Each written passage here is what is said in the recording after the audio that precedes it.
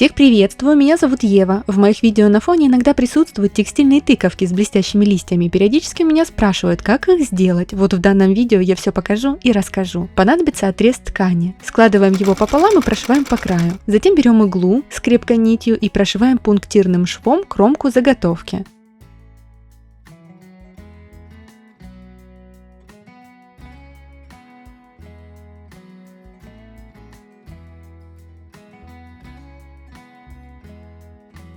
Затягиваем нить, завязываем на несколько узлов,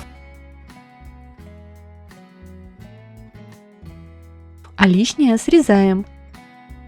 Выворачиваем получившийся мешочек и прошиваем плотно нитью, также пунктирным швом, верхнюю кромку мешочка. Я вообще взяла плотный шнур.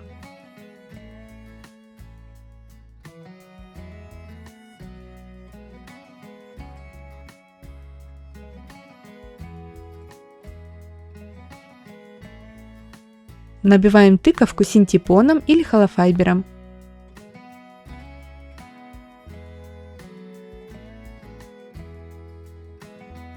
Затягиваем нить, завязываем на несколько узлов и лишнюю часть нити срезаем. Далее необходимо создать дольки тыквы. Здесь я тоже рекомендую брать прочную нить, иначе при формировании долек она будет просто рваться. Итак, проводим иглу с нитью через центр тыквы. Затем проводим нить сверху изделия, попутно формируя дольку. Далее снова пропускаем иглу через центр тыквы, выводим снизу и пускаем через верх, формируя следующую дольку. И так продолжаем до тех пор, пока количество долек нас не устроит.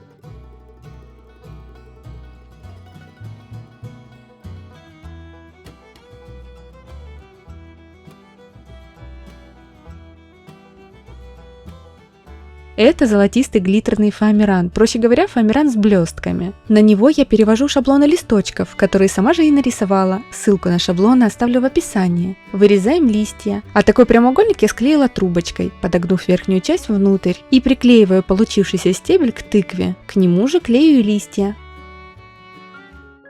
Вот так очень быстро и просто можно сделать хорошенькие тыковки, которые отлично впишутся в осенний декор домашних помещений.